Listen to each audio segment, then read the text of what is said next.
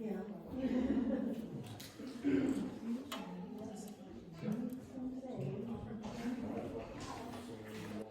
All right, thank you for coming.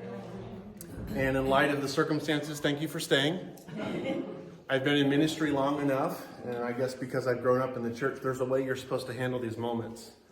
And it's something like, the devil doesn't want us to do this tonight. Right? Now, to be honest, I'm sure that over the many hundreds of years or decades or whatever that we've had the kind of technology that we like to demonify, right? That's probably happened somewhere at some point in time. I, of course, have no way of really knowing if it's just stuff that happens or if there's actually something unseen going on, right? But I will say this.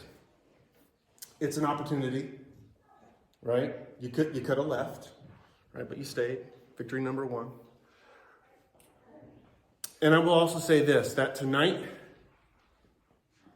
I intend to call you on the battlefield. And if ever there were a time that our enemy may want to add a little bit of extra discouragement, this might be such a night. So, in light of the circumstances, I just want to make a special plea with you to try a little extra to focus, not get distracted by whatever might happen tonight or a little bit of discomfort. In fact, we're going to be talking about discomfort tonight. And again, I want to thank you for coming, and I think that tonight is really important. So I want to pray, and we're just going to get right into it. Lord, thank you for being here. We don't really need everything to go our way. We don't need the perfect tools and technology. We need you. We need your Holy Spirit. So, Father, I ask that you would build your church tonight by equipping us, by protecting me from saying anything that I shouldn't, by giving me the courage and the wisdom to say what I ought, for your glory and for the building up of your church. We pray this in Jesus' name.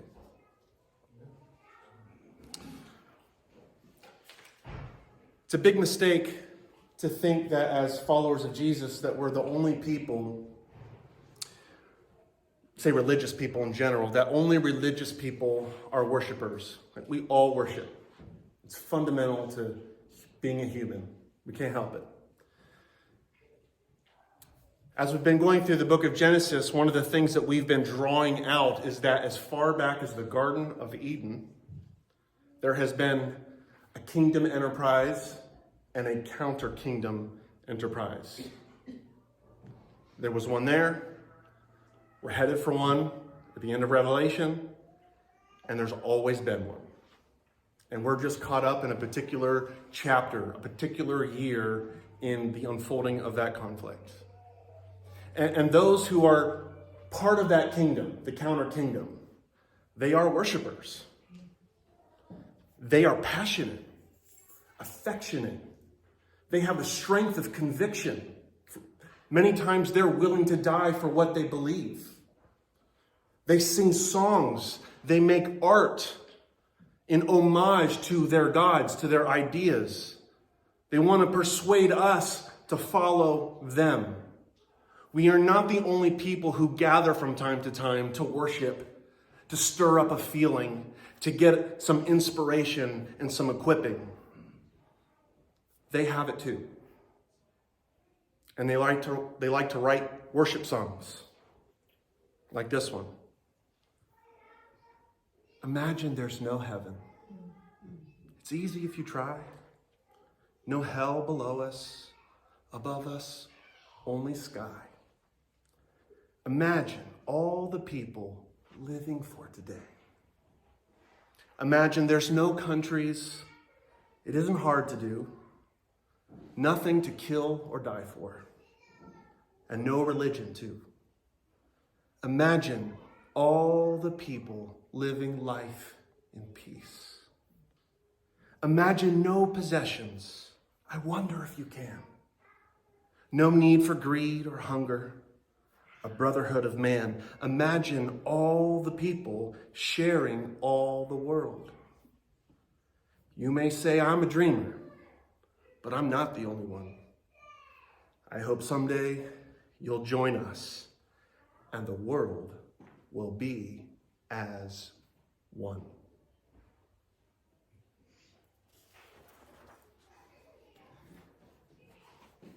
That was written in the 70s. The Serpent could have sang that song. I imagine its equivalent was being sung during the construction of the Tower of Babel. I imagine that in Babylon, when the Hebrew nationals were being forced to bow down to the idol, that something like that was playing in the background. What I need to do tonight, if you're not already convinced of it, is to convince you that we are just in one moment of this cosmic conflict of the ages. Sometimes I think believers need woken up to the reality of the counter kingdom. We just don't like to think about it. That's not for me.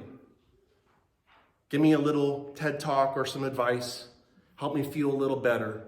And send me on my way.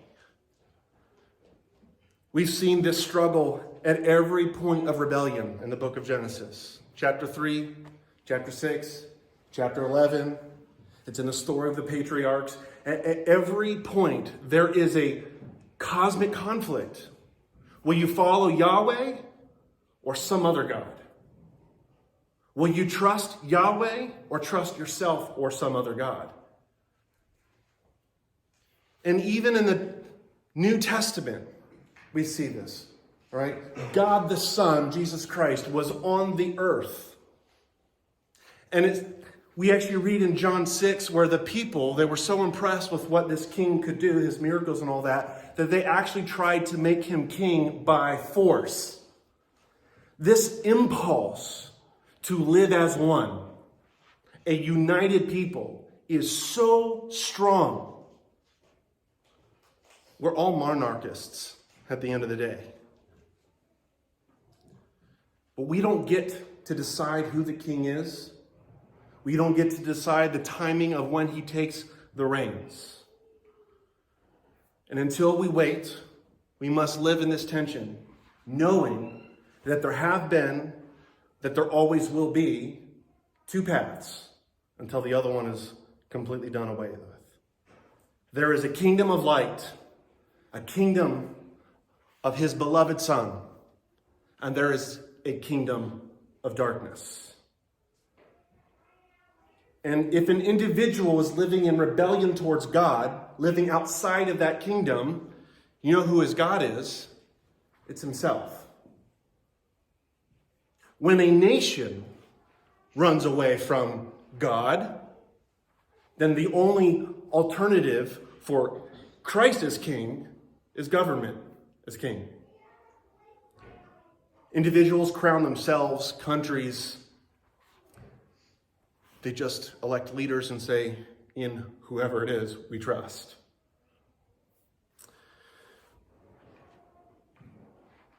So my goal tonight is to identify the current status of this cosmic conflict.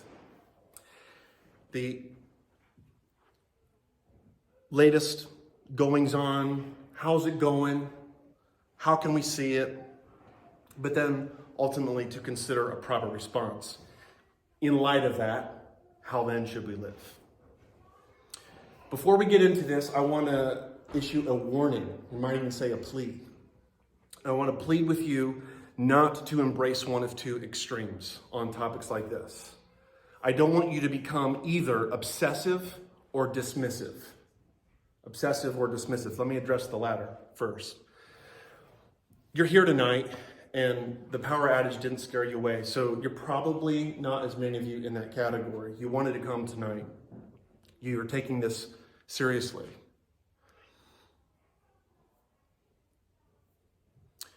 Consider for a moment what the objective is in this cosmic conflict. How does the enemy define success? If we are born in hostility to God because of our sin, by nature, by choice, then the default is we're already in his kingdom. And he's not going to win in the end. So victory for the enemy is just not losing, right? That's what he wants to do. Why don't we take that seriously? If that is the fundamental reality of what's going on in the world, a battle for the eternity of our souls, this is not something that anyone should dismiss. And what methods does the enemy and his kingdom have in this cosmic conflict? Well, we saw them in the garden, we see them in the book of Revelation, and we continue to see them today. It's essentially to lie about and defame God. Specifically, God's place, I'll elaborate on that in a moment, and God's people. God's place, and God's people. The enemy, his first lie, has God really said? He questions God, and then he entices the woman, ye shall be as God's people. And this is in God's place. This is in Eden. So in one fell sweep, in just one little grouping of lies, he's attacking God and his character, God's people, Adam and Eve, and God's place on the earth, Eden. And the same thing will be true at the end of times. I refer you to Revelation 13. You don't have to turn there if you don't want to, but I want to read this. We're going to get a little bit of end times tonight, okay? Revelation 13. Just listen along. You can certainly turn there if you'd like. And I saw a beast coming out of the sea. He had 10 horns and 7 heads, with 10 crowns on his horns, and on each head a blasphemous name. The beast I saw resembled a leopard, but had feet like those of a bear and a mouth like that of a lion. I'm not going to get into trying to identify that tonight, but here I will. The dragon, that's Satan. Okay? The dragon gave the beast his power and his throne and great authority. You hear the kingdom language? Right? This is a climactic moment in the cosmic conflict of the ages, when the dragon gives the throne and authority to this figure, the beast. One of the heads of the beast seemed to have had a fatal wound, but the fatal wound had been healed. The whole world, as one, was astonished and followed the beast. Men worshipped the dragon because he had given authority to the beast, and they also worshipped the beast and asked, who is like the beast? Who can make war against him? The beast was given a mouth to utter proud words and blasphemies, and to exercise his authority for 42 months. Listen, he opened his mouth to blaspheme God and to slander his name and his dwelling place and those who lived in heaven. God's place, and God's people. He was given power to make war against the saints and to conquer them. And he was given authority over every tribe, people, language, and nation. All inhabitants of the earth will worship the beast.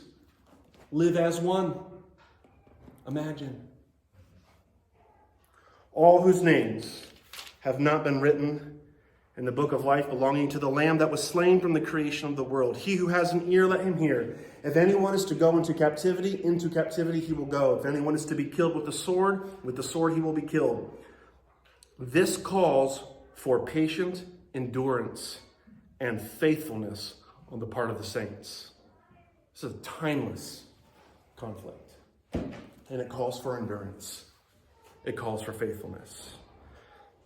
So, I am warning you, pleading with you, now and forevermore, do not become dismissive over these kinds of things.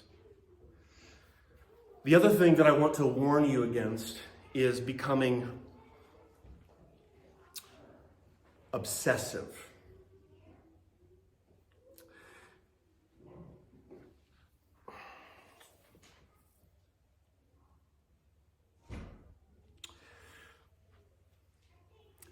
You know, I've observed two things that I'm going to say conservative Christians in particular are really interested in and have been, best I could tell, my whole life. Politics and eschatology. That's end times. All right? And we're kind of talking about both tonight. But I want to warn you that interest is good, but obsession is not. And that very quickly can actually become an idol. I know people who are obsessed with these topics. They watch these kinds of videos. They read these kinds of books. Right? They have these kinds of conversations with their friends and almost never set foot in a church. Or leave a church because their pastor doesn't talk about the end times enough. And I got to be honest with you, I consider that to be a sign of deep spiritual immaturity. Why should a time period that you probably all believe you're not going to be here for be the thing that fills you and consumes you, when the reason you're here is to be God's representation, to rescue people from the domain of darkness and into the kingdom of his beloved Son? That's why we're here. To follow, cherish Jesus. To preach the good news to the dying. And all we want to try to figure out is, what's the mark of the beast? Now, I do that kind of stuff. It's fun. And you can read those books. They're very interesting. And if that's what it takes to get you to turn through your Bible, go for it. All right? I'm not saying you can't be interested in it, you can't be passionate about. One of my most important mentors in my entire life is an expert in this stuff. Okay? I love him. And he loves Jesus. Okay? So please don't think that I'm trying to condemn you for your interest. I'm trying to warn you to not let your interest become an idol. And do not let a secondary thing become the main thing. And I've talked about this a lot, and I continue to say this every now and then. It has always been my commitment, because I do care about these things, to be a pastor that does not preach the newspaper, but preaches the word. Okay? Now, that doesn't mean I don't read the newspaper, and doesn't mean I don't sometimes connect the dots. We're doing that tonight.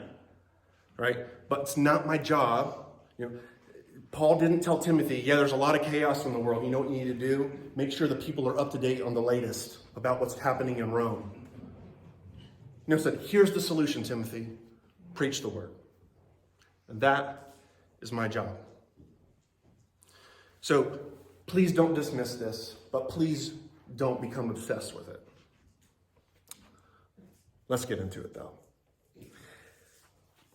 So we're talking tonight about realizing and resisting the counter kingdom. Realizing and resisting the counter kingdom. Realizing means just looking out into our world and sort of getting the latest. What's the status of this cosmic conflict of the ages? So there's 3 C's I sometimes think about as I observe these things, all right, that we're going to have to sort of really quickly address. Conspiracy, right? Confluence and counterfeit. So the kinds of things that I will talk about tonight are the kinds of things that if I said on social media, I would be labeled a conspiracy theorist, and I'd be deplatformed, canceled, as it were. And we should be careful about how we think about what conspiracy is. A very basic definition. At least 2 people secretly coming up with a plan to achieve their agenda. There's lots of conspiracies. If that's the definition, I mean, there's conspiracies all over the place, for sure, right? So I don't reject the term, but and I recognize the reality of conspiracies, and that's what a conspiracy is. But I do think that sometimes this obsessive conspiracy theorizing becomes a distraction from that actually prevents us from seeing the reality of what's going on. that is often it's not conspiracy, it's what I call confluence. It means that there are people who are lost, who are members of this domain of darkness and part of that kingdom, whose worldview they have in common, whose goals end up aligning with each other. And it might look like conspiracy, but it's really just confluence. Which is to point us to the third C, which is the most important reality, and that it is a counterfeit. We should not be surprised when we see the world and the affairs and the events of history unfolding in such a way that from time to time look like there's a grand master plan. And I don't care, we don't have to get into Rockefellers and the Rothschilds and the George Soroses of the world. I know how that goes. I used to read that stuff all the time because it was fun, right? And it's not all true and it's not all false, right? But I can say this, there is a grand plan, but it's our enemy's plan, right? We saw it in Genesis 2. I just read it to you in Revelation 13. That's the playbook. Lies about God, God's people, and God's place. And often you don't need a conspiracy to see that, because these are people who are lost, and they are then not images of God in that sense, but imaging our enemy. So in our world, there's, we'll just say, the latest version of this cosmic conflict, all right? Lately, the last couple of years, we've been talking about something called the Great Reset. Ooh.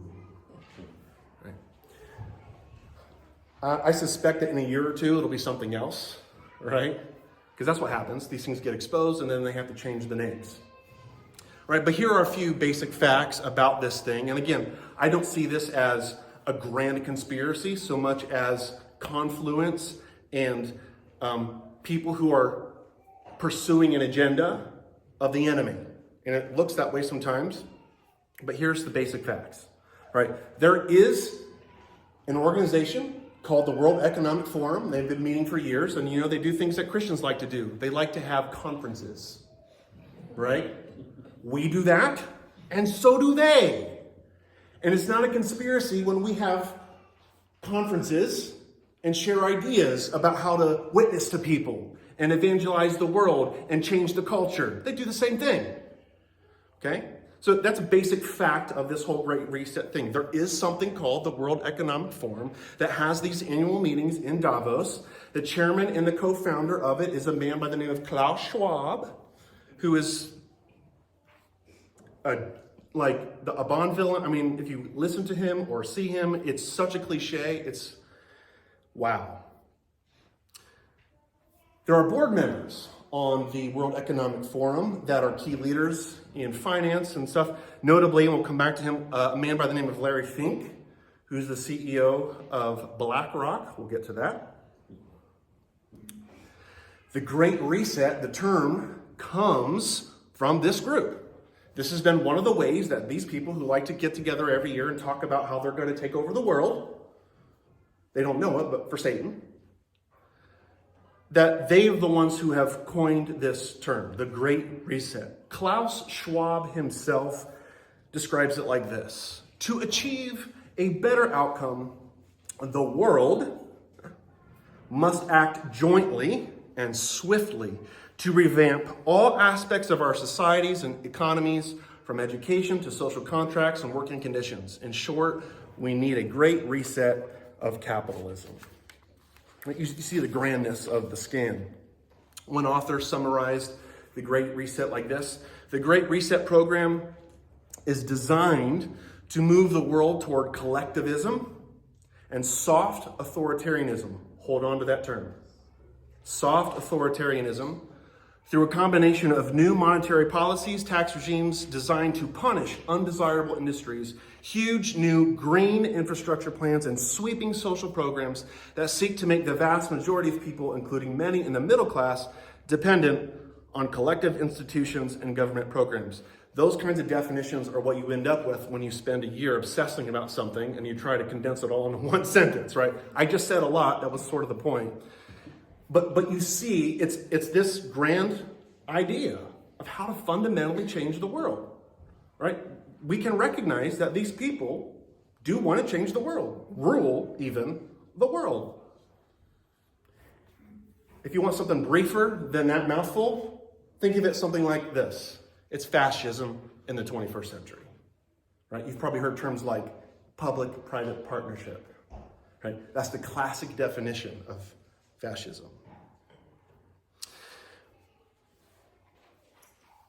What does this look like? What does this look like? One of the examples I sort of found myself thinking about was, right, the second richest man in the world, right? Jeff Bezos, right? We think he's doing pretty well, right, these last few years, right? Making tens, hundreds, billions of dollars. It's insane, right? I mean, but he's just a book retailer, right? That's all he is, right? Why do we worry about people like him? But consider the way people like this actually have such a profound influence.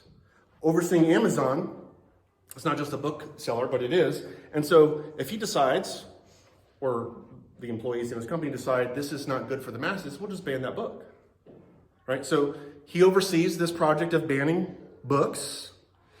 He also bought the Washington Post and clearly, demonstrably influenced the outcome to some extent, probably pretty small, but to some extent, the way people voted in elections. And a lot of people don't realize this. Amazon is not just the biggest retailer in the world.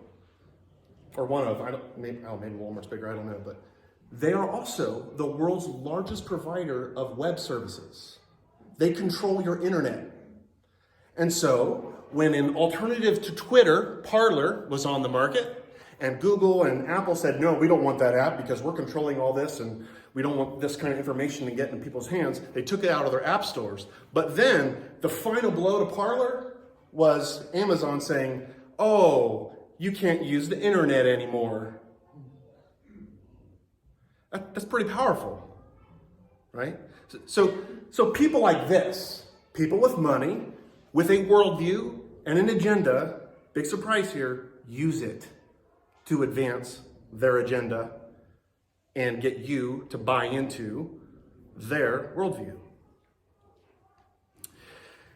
The way this works, the Great Reset and other things, is they always need a crisis, right? It's that old idea of never letting a crisis go to waste. And lately, the biggest way to sell this idea, their agenda, has been the climate change crisis, right? That's why we can't have an intelligent conversation about climate change anymore, because it's extreme on one end. Either it's a myth totally, or it's this big thing to control the world and all that. It's probably closer to that, but whatever you believe about COVID, whatever you believe about climate change, it does not change this fact that as those become perceived as public crises, the opportunity has just been given to them. Right? This is how they take advantage of you. And I consider this fact. Business Insider conducted a survey just recently, which found that nearly 38% of Americans between the ages of 18 and 29 agreed that climate change should be a factor in a couple's decision about whether to have children. And 34% of Americans believed, or between the ages of 30 and 44, agreed. So the young people, the people who are at child-rearing age, are going, maybe I shouldn't have kids because of the climate. And the irony of this is, if you really follow this kind of stuff, that is the opposite of what the world needs. There's, the demographics of a healthy society, one that's fairly prosperous, there are a few people at the top, because you know what happens? People die, right? But they have kids. And so the generations below them are younger. So there's always people working, right? Keeping the economy afloat. But over the last few generations, as people have been having less and less kids, the pyramid, which is a sign of a healthy civilization, has turned into a ruler, and it's about to turn upside down. That spells disaster. Disaster. What more evidence do you need about the consequences of a lie? To sell you the lie about climate change. Oh no, what are we going to do? We got to stop having kids to save the planet. Actually, as a result, we're destroying civilization. Because what civilization needs is kids to grow up and have families and keep it going.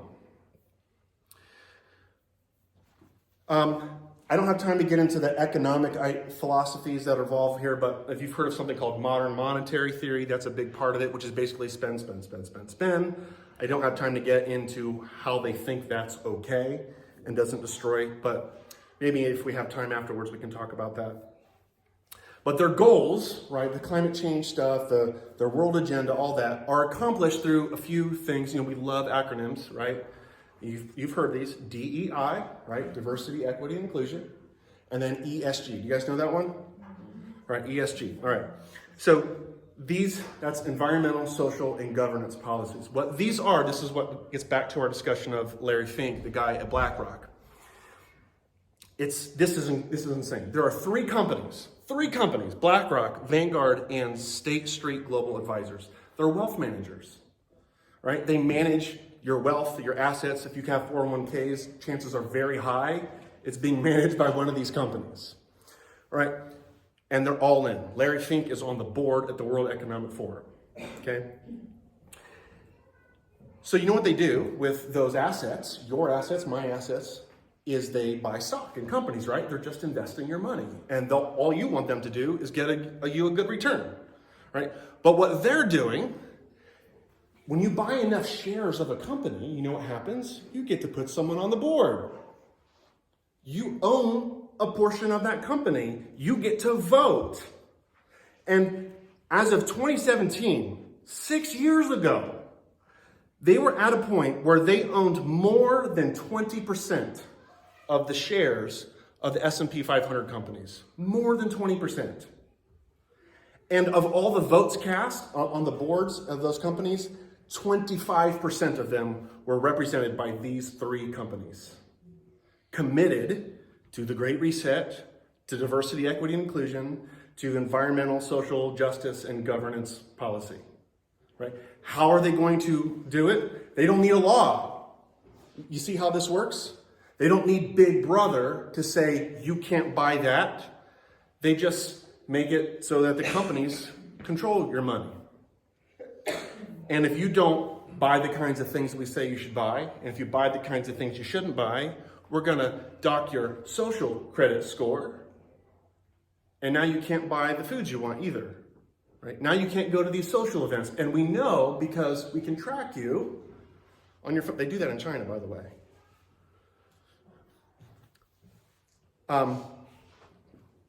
Next level probably is something called CBDC, digital coin, basically. The government's version. It's this may be like the final nail in the coffin. This is the idea, is if we can get everyone, our citizens, on a digital currency, we can track everything they do. It's better than a credit card. We can track what they spend, and we can they've done this with PayPal. Remember Canada doing that with PayPal and the whole trucker thing? Oh no, we can't support that. And they just say, you can't use PayPal anymore, right? But if they have a CBDC, a digital currency, they're gonna be able to do the same thing, right? You bought too much ammunition and now you can't buy food for your family. That's on the cards. That's in the cards with this kind of thing. So, but I just want you to see this. This whole thing, we call it the Great Reset, World Economic Forum. These wealth managers, global leaders, tech giants, media powerhouses, etc., right? It's not so much, in my opinion, a grand conspiracy, though there's certainly elements of it. What it really is lost people doing the bidding of our timeless enemy, right?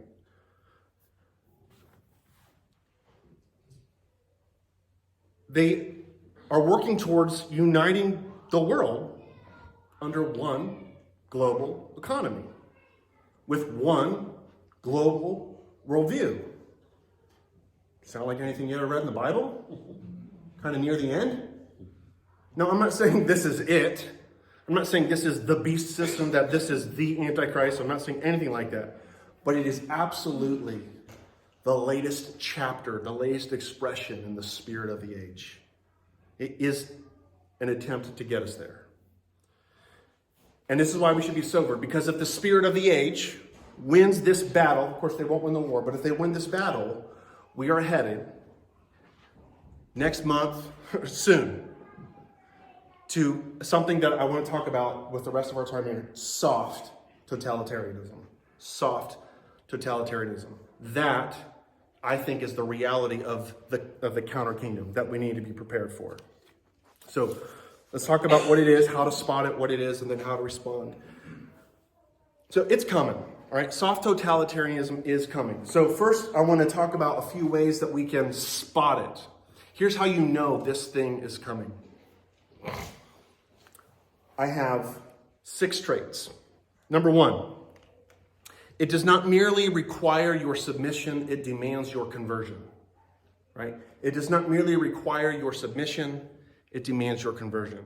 Soft totalitarianism cares about what you think, cares about what you feel, and is not satisfied to simply put its boot on you and force you to comply.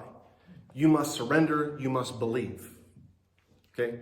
And we see that in today's social, political dialogue. It is not enough. You must validate what I'm saying, right? You must go along with it, not just some outward display. I need to hear you say it. You must believe it. You must go along with the spirit of the age. In 1984, Orwell talked about this idea that 2 + 2 is 5, right? 2 + 2 is 5. And we're going to talk about that idea more next week. If the government says so, you must not just say outwardly, okay, I agree. You must actually believe that 2 + 2 is 5. Or in 2023, you must actually believe that men can have periods. Right? You must actually believe that. Right? That's soft totalitarianism. Second, another feature, the way we spot it, is we see the triumph of the therapeutic over truth. The triumph of the therapeutic over truth. In other words, feelings over facts. Feelings over facts. We might also say it this way, pleasure over pain. Right? What society fundamentally needs is to be delivered from its pain. And of course, this narrative is supported somewhat by the facts, our growing anxiety, right, epidemic, suicide, and all those kinds of things. And we just are advancing this narrative that what people need is to feel better, right? And we must do whatever we can to make sure they feel better. The church has a version of this. In 2005, there were some religious sociologies that coined the term moralistic therapeutic deism. Moralistic therapeutic deism. I think later this summer, I'm going to have you come back for 1 week and we're going to talk about just this topic. But I've perhaps never seen in my life a better diagnosis, a big picture of what's wrong with the church in America. Moralistic therapeutic deism. It is the worldview which governs many of our churches today. It basically, God is my therapist. He's there to make me feel good and live a better life, moralistic. And he doesn't really care about the ins and outs of my life. I don't really care about the sovereignty of God and all that stuff. So he's more deistic than truly theistic. So God's demoted in this worldview. He's not ever present, all centered, all controlling, all knowing. He's not that anymore. He's an afterthought. As long as he makes you feel better and helps you live a better life, right? That's all he is. That is the God of America. Moralistic therapeutic deism. That's the Christian version of soft totalitarianism. Number 3, we have the triumph of narrative over truth. The triumph of narrative over truth. So again, back to 1984, one of the things that was said there was that who controls the past controls the future, right? If I can control the history books about what got us here and control the narrative, right, I control where we're going. Right? Who controls the past controls the future. Who controls the present controls the past. Right? So those who are in charge, those with this counter-kingdom mindset, they want the control in part so that they can change the narrative about our history. Because if they can tell you a different story about our past, they can set you on a different course in the future. So, for example, our nation was not founded in 1776. It was founded in 1619. We don't have time to get into all that, but I hear you. I can tell some of you know what I'm talking about, right? It is an attempt to change the narrative and our identity as a nation. Now, no one with any sense denies the terrible stain of slavery on our nation's history. That was never the discussion here. But the attempt to say that our nation wasn't founded on an ideal and a principle that all men are created equal is patently false. To then try to say, no, it's not only that, it's actually based fundamentally on slavery, doesn't make any sense. In fact, all the progress we've made as a nation, how we have made progress, from the Declaration of Independence, fighting the Civil War, the Civil Rights Movement, all those moments of progress in our nation's history, it was achieved because they appealed to the true narrative of our nation. Right? That's why Martin Luther King Jr. stood there on those steps and called the nation to a kind of repentance, saying, we've come to cash a check. This is the promise you made to all of us. It's time to pay up. Amen. I've stood there, right, a couple times in my life. It's a powerful moment. It's a beautiful story. And now they want to take that away. Right? So it's all about narrative over truth. Next, the atomization of society. I might need to explain that word, atomization. If you've got a liquid, right, moving at a high speed and it spreads out, it diffuses, like if you spit or whatever, it atomizes, all right? So when a society is atomized, what we're talking about is what we would normally think of as a community is now separated, isolated, right? So we're talking about loneliness and isolation. Now, this is not so much a feature of soft totalitarianism as much as it is a vulnerability to soft totalitarianism. Now, I didn't know this. I learned this, right? In Rod Dreher's book, Live Not by Lies, he talks about this. He goes deep into the history of Russia and the rise of totalitarianism there and the downfall and all that, and argued this pretty persuasively to me. I sort of hadn't thought about it, but this was a key factor that made the nation ripe for the taking of hard totalitarianism, the atomization of society. That is, you had people who were separated from their community, who no longer felt the kinship of their family or their extended family or their church community or their cities.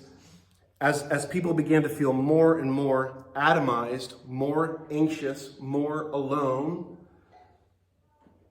you know what happens when people are feeling that way? They need a story. It's one of the quirkiest but kind of coolest, neatest things about humans. We need a story to live by. And if we reject the narrative that God gave us, we're waiting for something else. And so if I've rejected God's narrative about my place in the world, my identity, my role in the world, and now I'm feeling lonely and anxious and depressed and alone, I'm ripe for the taking of the next greatest sounding narrative. And so when a dynamic leader comes around saying, you're oppressed and I'm here to set you free, it's like sugar, baby. I want that. And of course, we see now in our world, in our time, that the younger generations, the younger you get, the more anxiety you see. The more anxiety you see. And this is not just by chance. The author has argued persuasively, I think, that this is actually not just a correlation, but there's some causality here. Next, this one is interesting. Another feature of soft totalitarianism, that loyalty matters more than expertise. Loyalty matters more than expertise. So, we're going to get into a little bit of politics, right? Okay. Consider for a moment the wonderful leaders of the Biden administration, right? Kamala Harris, all right? We all know she didn't get her job because she was good at it, right? She checked a couple of key boxes: gender, skin color. And third, her undying devotion to the narrative, right? Pete Buttigieg, transportation secretary. Well, we all know he didn't get the job because he was good at it, or even had proved himself to be a competent politician in a previous life. We got it because he's gay. And I remember we talked about this a few weeks ago. He's literally Marxist royalty, right? His grandfather is the one who translated Antonio Gramsci's work, right, about hegemony and all that stuff, right? He is American Marxist royalty. That's why he got that job, right? Karine Jean-Pierre, again, we all know she didn't get that job because she's good at it, right? She checked all the right boxes, right? Here's another pretty high-profile politician. He actually said it outright. I value loyalty above everything else, more than brains, more than drive, and more than energy. That was Donald Trump. That was Donald Trump. You need to be very careful you start thinking this is a left-right issue. The totalitarian impulse runs strong on both sides of the aisle. 5, the rise of two things, big words, sorry, Prometheanism, I'll explain, and sensualism. Now, I don't have to talk a lot about this. I think you'll follow me. Prometheus, right? You know the story, all right? In mythology, Prometheus was the god who stole fire from the gods and gave it to the people, right? So he's the liberator. He's the one that is setting the captives free, right? This Promethean narrative, right? Which is what the totalitarian leaders are always claiming to be, right? I'm your liberator, right? But when you combine that with sensualism, right? This obsession with sexuality and sexual identity and these kinds of things, that is a recipe for disaster, right? You combine this Promethean narrative and a cultural embrace of sensuality, and you've got a society that is ripe for the picking of totalitarianism. Number 6, final one, an embrace of the myth of progress. An embrace of the myth of progress, right? The myth of progress is the narrative that we've been talking about. We've talked about it as the critical social justice worldview a few weeks ago. It's the myth of progress. And so these, we like to call them social justice warriors, right? And they get their way in soft totalitarianism, not by shedding blood, but by shedding tears, right? They want to make you cry. They want to make you angry, right? Because they don't just care how you behave, they care how you think. They don't just want your submission, they want your repentance, right? So they're not interested in shedding blood, they want to shed tears. That's the embrace of the myth of progress. So let's start, we'll kind of start to land the plane here and talk a little bit about this myth, all right, the myth of progress. 2 aspects that Rod Dreher, the author of this wonderful book, Live Not by Lies, identifies was the social justice worldview. We've talked about that here, so I'm not going to start to go over that again. So, hey, look, we're going to save some time, right? So I'm going to assume you remember everything we talked about, right? You remember it all, okay? But it is essentially the religion of this movement. So you've got the social justice worldview. That's trait number 1. So we've covered a lot of this, but for our purposes, just add a couple of brief things. That the critical social justice worldview, the myth of progress, if you will, is a constant. It's this belief that the present is worse than the past and the future will be better than the present. Kind of like the song I read to you earlier. Right? Just imagine, right? That's the myth of progress, right? So they embrace this, this grand march through history. That is the story that history is telling in their view. It's a story of progress. And they define this progress as the liberation of desire from its limits. Meaning, before, there were people in power who suppressed your inner desire. And we're here to say, embrace your desire. Right? You do you, baby. Right? Or the author I read from her book a few weeks ago, when she advised women, Eve is our model. Be like Eve. Eat the apple. Own your wanting, she says. That's what they see as progress. There's also, you don't have to remember these terms, this very interesting shift, this trajectory in philosophy. We've seen this over the last few hundred years. You've all heard of the Enlightenment, right? That you know. Along the way, there was something called positivism. We won't go into that, but it's basically a hard commitment to this logic as sort of the only ways of determining a reality. So it's not just reason's important, it's that reason is exclusive. That's how we know truth, and religion doesn't bring anything to the table. It's called positivism. But then that's going somewhere, and we're kind of there, and that's technology. So we go from Enlightenment thinking to a philosophy called positivism to technology. Now, you might not remember those terms, but hopefully you'll remember this. Essentially, we've gone from in God we trust, to in reason we trust, to in technology we trust, right? That has been the way the myth of progress has advanced itself. We've gone from trusting in God to trusting in our own reasoning capacities, and now we trust in technology to deliver our utopia. That's going to be the main thing we talk about next week. We see its opposition to religion, to tradition, to God. And Christianity is actually seen as the primary, not just but the primary obstacle to this progress, right?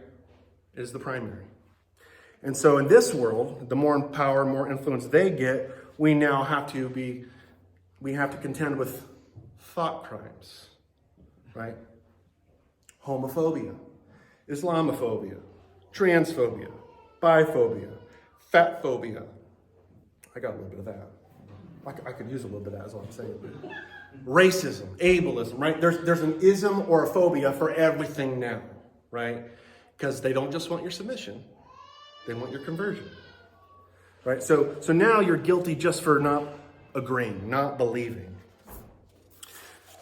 But then the other interesting thing that Rod Dreher talks about in his book, the way the soft totalitarianism is going to come in, is through the use of surveillance technology. He calls it woke capitalism, right? He defines it, woke capitalism is now the most transformative agent with the religion of social justice because it unites progressive ideology with the most potent force in American life, consumerism and making money, right? Capitalism is an incredible, free market in general is an incredible force. It can do amazing things. And this totalitarian impulse has sort of figured out how to use that to its advantage. Because one of the things that free market economies, capitalism does, is it gives people what they want, right? So the new totalitarianism is not 1984, it's Brave New World. We'll talk about that next week, right? I'm going to subjugate you, not by putting my boot on you, but by pleasing you to death, right? Giving you what you want so you're lulled right into it so that you ask for it, right?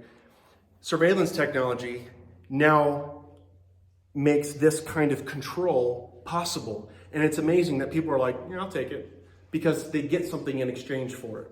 So in 1984, there are these things called telescreens all over the place, where the government, there's all these signs, Big Brother's watching you, right? And they're constantly reminded that everything they do is heard and seen. And occasionally they use the telescreens to actually communicate something to you. And that goes, well, that sounds crazy. What a dystopia that is. But consider this. More than 25% of the American population have one or more smart speakers in their homes. Now, I bet some of you do. And that's fine. I mean, you can do that. I'm not doing it, but, right? You put that technology in the hands of someone like Jeff Bezos, which, by the way, it's in his hands. You trust him? Do you trust, as BlackRock and Vanguard continue to buy up all these companies who create these technologies, do you trust them? Do you trust their board not to tap in and listen to you when you don't want to be heard? I don't.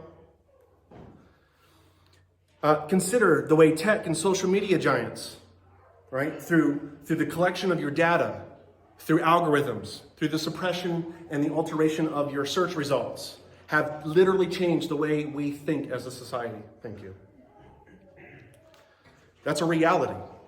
That's the world we live in. That's happening now. Consider the way PayPal has decided you can't spend money on that kind of thing, so no more services for you.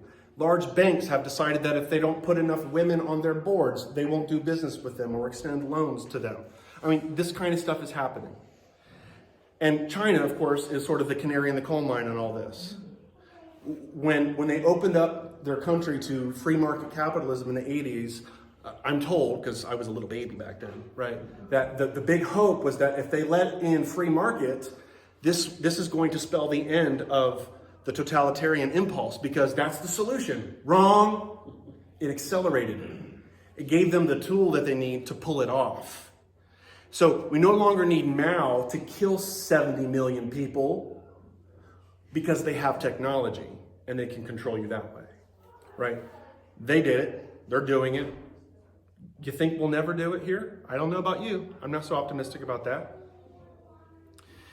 Anyways, we'll talk more about that next week. Here's where we're going to land the plane. We're going to talk about what's up on this board.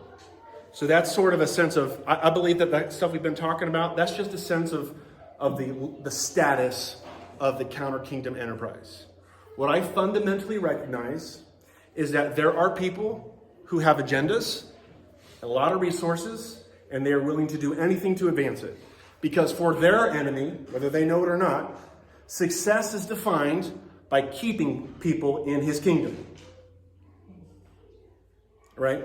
And I see through history, in Revelation, and today, that this project is alive and well. And even the writers of scriptures warned us that the Antichrist is in the world.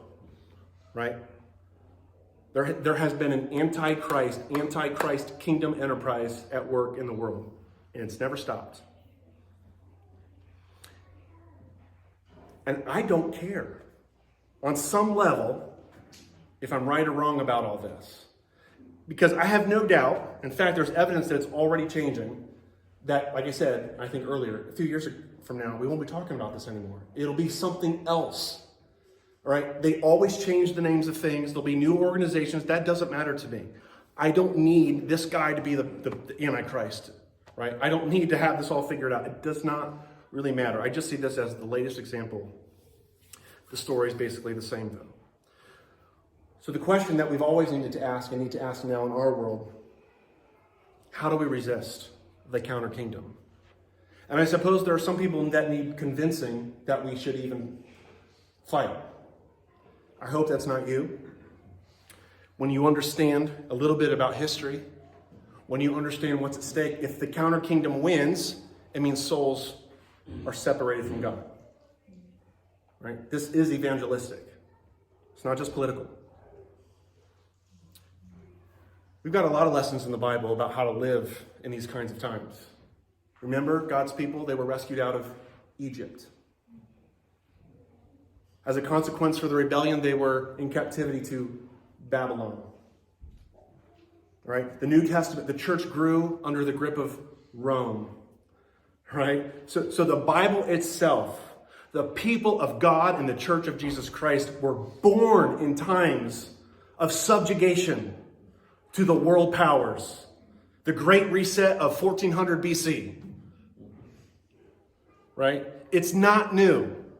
And God's people have always needed direction for how to live in Egypt, how to live in Babylon, how to live in Rome. Well, I have 6 things. If you can't read them, write them down as I share them or whatever. But I have 6 things that I think can guide us for how to resist the counter kingdom. Number 1, we must not let reason become rationalization. We must not let reason become rationalization. So what I'm talking about here is the temptation to say, but I've got a family to feed. But I'll lose my job. Did you think that you weren't going to have to count the cost? Did you think that following Jesus was going to be easy? Did you think that you were going to live the rest of your life? That you were going to pursue the American dream? Have 2.5 kids? 3 cars? A vacation home?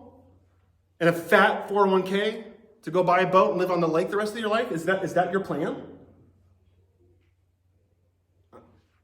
That's not the norm through history. I got news for you. Following Jesus is costly. And sometimes you're going to have to resist that kind of thinking. And all that ends up being is a rationalization to compromise. Right? You look at the way our culture has shifted and so quickly on issues of like sexual identity and homosexuality and those kinds of things, and how this has shifted in the church. You know why? You know why it happens. Because mom and dad value their children, and they should, more than they love the truth. They want to preserve the friendship more than they want to fight for the truth. That's why. Right? But the Bible's very clear. Love and truth don't separate. They cannot be separated. And if we do not tell the truth, we do not love that person. All right, so we need to be careful that we don't turn that thing into rationalization. I don't have time to read Daniel 3, but I refer you to the story, right? The story of Shadrach, Meshach, and Abednego, right? How do we live in Babylon? Nebuchadnezzar just had this vision, right, of the big tower, right? And it represents the kingdoms of the world. So what does he do? He builds a monument to himself, basically. And then he commands everyone to bow down and worship. And they bring all the musicians. It was a worship service, folks. It was John Lennon's Imagine. It was that moment in Babylon. And the instructions were given. When you hear the music, you lay down. You pay homage to the king. You worship the king. Shadrach, Meshach, and Abednego refused. But Nebuchadnezzar actually liked these guys. So he said, hey, man, I heard what you did. I'm going to give you a second chance. They're going to play again. This time bow down because I don't want you to die. Right? They didn't bow down. In fact, they told them, you know what, Nebuchadnezzar, and even they show respect. They call him king, great king. Right? O king, live forever. We can't do it. Our God is able to deliver us from whatever you're going to bring for us. But if not, we will not bow down. And you know the rest of the story, the throne of the fire, and one like the Son of Man is with them in the fire, delivers them from the fire. They come out unscathed, and Nebuchadnezzar tells everyone, praise their God. Now this isn't a prosperity tale. I'm not telling you that if you have that moment with Nebuchadnezzar, that the Son of Man will show up with you in the fire and deliver you. I'm not saying that. But if we have that mentality, God can deliver me from this. But even if he doesn't, I am resolved. I will not bow down. All right, number 2, we must preserve history. Right? We got to keep the narrative right. And this is about more than the facts. We need to have a cultural memory that tells the right story about who we are. Stories help us understand and shape our identity. Consider this one thing.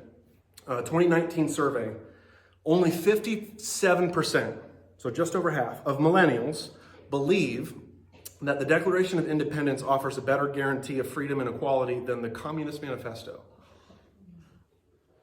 And everyone that made that sound knows a little bit about the history of the 20th century, right? No idea has killed more people than Marxism. Communism, socialism, Leninism, Trotskyism, all the Maoism, all of it, right? Stalinism, right?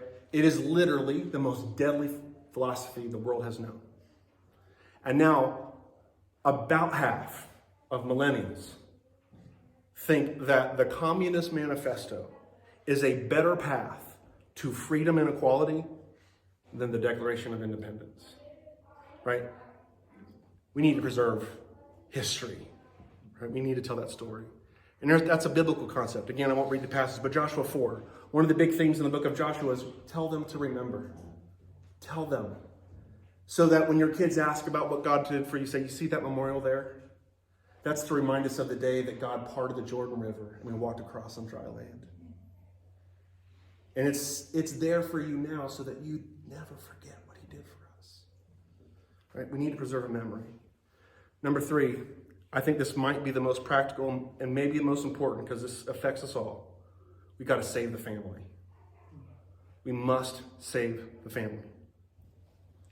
If you were paying attention in 2020 and we had the riots going on and Black Lives Matter its message was very much in the culture. If you had gone to their website, one of the things that you would have seen is that they fundamentally were trying to undermine the traditional family unit. Right? They saw that as a hegemonic norm, right? That was a power move, right? The traditional family is part of the oppression, the oppressor's tool, part of their toolkit. And it should be no surprise to us that as totalitarianism is on the rise, the family will be attacked. Because atomization, isolation, anxiety, loneliness is what makes people susceptible to this. So the easiest way to get converts is to separate them from their family. And they've known this for a long time. Woodrow Wilson, remember that guy, the president, over 100 years ago, right? He said the purpose of education was to make a boy as unlike his father as possible. Right? He was a progressive. He bought into that myth. We must save the family. Can you imagine if parents got better at transferring their faith to their kids. Do you know the stats about my generation? I love you, parents. But do you know the stats? It's about 3/4 of my generation grew up in the church, is lost. It's the vast majority. Now, it's hard to tell whose fault was that, right? I'm not pointing the finger anywhere. Just to say, what if we got better at it? What if we started having babies and bringing them up in the fear and admonition of the Lord, and we imparted to them the kind of faith that they didn't throw away when the going got tough? What if we actually persuaded them to put their faith in Jesus Christ instead of trying to force them to live a certain way? That I think was part of what happened in my generation, is that we had a cultural Christianity, which was all about conforming to a particular set of behaviors. So we were told to save ourselves from marriage, but not how amazing it would be if we did. What if dad and mom showed their children what a man is and what a woman is?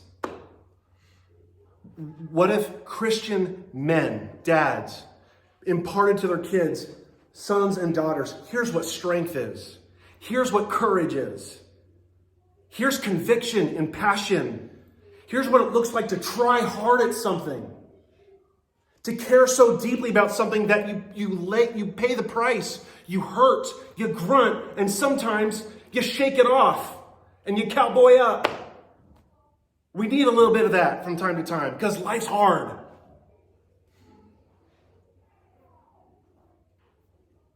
But on top of all that, they still showed sacrificial love. Because the reason they did that, the reason they grit their teeth, is because they love their family and were willing to die for them. What if mom was thought of as the wisest, most affectionate, nurturer, the one who had all the connections, that brought the family together, that served the family, was hospitable, created a spirit in the home that this is a special place? Now, what if Christian dads and moms did that? What if Christian moms and dads weren't afraid to be thought of as weird by their peers for homeschooling their kids? Or saying, no, my kid can't go to practice on Sunday because we're going to church. What if we took a stand? Jeremiah 29, again, don't have time to read this passage, but little guidance here, how to live in Babylon. Right? So the exiles who will be taking off into Babylon, there's a letter written to the exiles. And one of the things that, the instruction to the exiles, which anymore I'm feeling like one, was get married, have kids, plant gardens, and seek the welfare of the city. Right? Go on living. Just worry about your family and do the best thing you can to live out all the truth that I've instilled in you, in your family. And take that, multiply that, and live as a light in a dark place by seeking the welfare of the city. What amazing counsel that would be if we lived that way now. We must love each other. That's the next one. We must love each other. Right? The mark of a Christian, according to Francis Schaeffer, is that we love one each other. Right? John 13, a new command I give you, Jesus says, that you love one another. By this, all men will know that you are my disciples. And this was so important that Jesus, in his high priestly prayer, prays for his disciples in John 17. And what he prays for them is in part that they would love each other, reinforcing what he had just instructed them. Because if they love each other the way I've loved them, the world will see me. And when they see me, they see you. What if we loved each other like that? We'd stand out, but in a good way.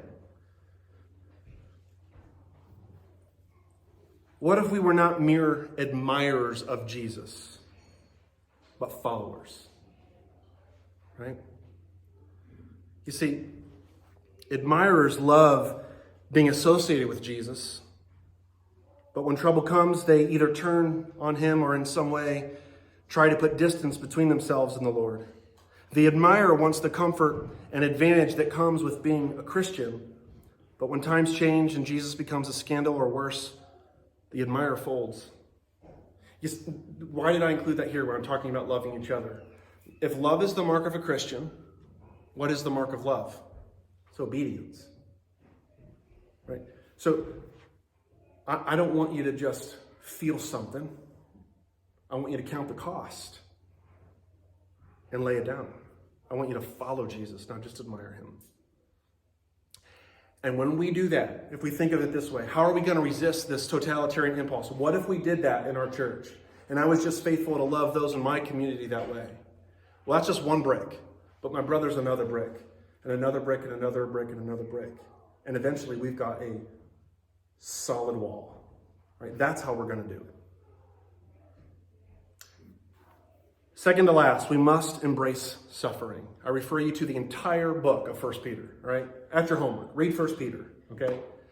Chapter 4 in particular talks about suffering for the name of Christ and glorifying in that name. On the secular side, the non-Christian side, there's a book, Coddling of the American Mind. I'd highly recommend it. One of the concepts in this book, they're looking at sort of the crisis, the anxiety crisis, the suicide and all that, and our young people and social media and its impact. And one of the things that they've realized is that we've culturally failed to instill in our young people something that he called anti-fragility, right? Your kids need to work through a little bit of pain, right? Parents, I'm one of them. It's not our job to make sure our kids never cry. They must cry and learn that there's light at the end of the tunnel, right? It's not our job to cater to every little whim. It's not our job for our children to be happy. And I've got a daughter in the room. It is not my goal for her to be happy now. I want her to be a happy wife and a happy mom and a happy follower of Jesus. And she's not going to become that unless she suffers a little bit now and works through some real pain, because life is pain. That's reality, right? I want her strong. This is my female empowerment message, right? I want my daughter strong because she's got that anti-fragility. She doesn't break under the littlest of things. You got no power. Your dislike of my photos got no power on me, right? That's the power I want to give them. That's the strength I want them to have, right? Finally, we must not live by lies. We must not live by lies. Live by Lies is the title of an essay of an important thought leader in this movement over in Russia, Alexander Solzhenitsyn. He wrote an essay the day he was finally arrested, February of 1974, called Live Not by Lies. He had been a key leader in the effort to push against this totalitarianism in his own country. One of the things he wrote there, and therein, the most accessible key to our liberation, personal non-participation in lies. Even if all is covered by lies, even if all is under their rule, let us resist in the smallest way. Let their rule hold, not through me. We are not all called upon to step out to the square and shout out the truth. To say out loud with what we think. This is scary. We're not all ready. But let us at least refuse to say what we do not think. We must live not by lies. How powerful would that be if we just did that? You know, sometimes I think the fear is that if I say, hey, I'm calling you onto the battlefield, that I'm saying you got to go to this town square and be that voice. And you don't know the arguments. You don't know how to compose yourself. That's not what I'm saying. What if we just did what he did? He was one of the most important leaders in this movement.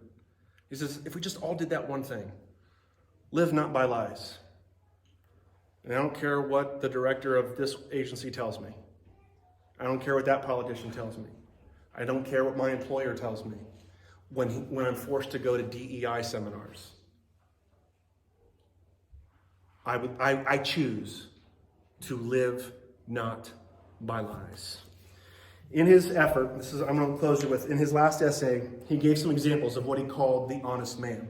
All right, the honest man is the person who chooses just this one thing, to live not by lies. And he talked about how important it was to do this, because when you live by lies, you corrupt your own soul. Right? When you fake it, and that's the rationalization, right? We say, well, I've counted the cost and my family needs me and my community needs me, so I've got to fake it, right? I don't really believe it on the inside, so I'm going to pretend on the outside. But what happens is the more and more you do that, you get more and more corrupted. You get weaker and weaker and weaker. And the more and more you act, sometimes you actually become the thing that you pretend to be. And in his mind, this was the worst tragedy. That's why we must not live by lies. So he described what he called the honest man. And these were a few basic resolutions that illustrate this idea of not living by lies. I leave you with this. We will not say, write, affirm, or distribute anything that distorts the truth. We will not go to a demonstration or participate in a collective action unless he truly believes in the cause. We will not take part in a meeting in which the discussion is forced and no one can speak the truth. We will not vote for a candidate or proposal he considers to be dubious or unworthy. We will walk out of an event as soon as he hears the speaker utter a lie, ideological drivel, or shameless propaganda. We will not support journalism that distorts or hides the underlying facts. He's got way more things than that. Imagine that, if we just did these things. This matters, and it is a gospel issue. It is. Now, I warned you already, I think pretty strongly, about idolizing this kind of discussion. So hopefully you understand my heart on this matter. I want to talk you off that ledge too. But if you're on the more dismissive end, I'm trying to listen. This really does matter. Souls are on the line. One of the things, and I highly recommend the book, by the way, Live Not by Lies. I don't have time to go into this, but one of the more powerful, visceral aspects of the book were the stories that he told. In the research for the book, he went over and he talked with all these survivors who had lived under the heavy hand of true, hard totalitarianism. And to read these stories, I shed more than one tear. To understand the kinds of things that they went through, the vile evil that was thrust upon them. Why does this matter? If I care about justice, if I care about oppression, if I care about those kinds of things, if I care about the cultural mandate, we talked about that in Genesis 2, then I must resist this. Because every time in history, that's what happens. It brings tragedy and death and oppression. And because I love people, I'm resolved, and I'm calling you to join me in living not by lies. Let's pray. Father, that is definitely easier said than done. Definitely. And so, Lord, I ask that you would empower us divinely. I pray that you would protect us from these extreme attitudes, that we'd not be dismissive of these kinds of things, that we'd take them very seriously. But I also pray that you would protect us from obsessing about it, that you'd remind us to consider the end of it. We do return to these simple truths all the time because we need the reminder that in the end you do win.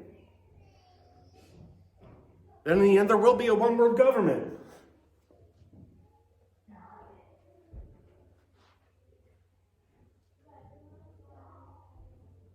Lord, may we live now as exiles in Egypt, Babylon, Rome, the US of A, as faithful citizens of a heavenly kingdom.